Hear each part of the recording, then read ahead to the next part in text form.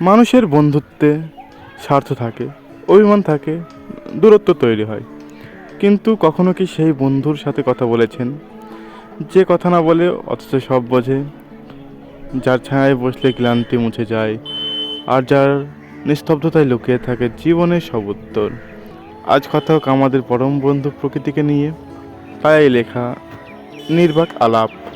ইটের শহরে ক্লান্ত যখন খুঁজি একটুখানি শ্বাস, তখনই তো হাত বাড়িয়ে দেয় ওই নীলাভ আকাশ।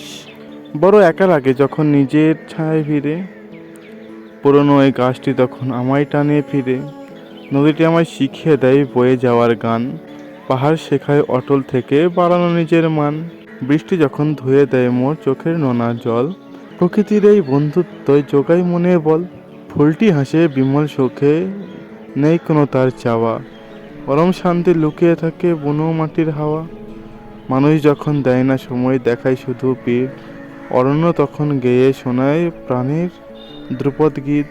শিখর যেমন মাটিকে ধরে থাকে আজীবন টানে, প্রকৃতিই তো শ্রেষ্ঠ বন্ধু, কজন তা আর জানে।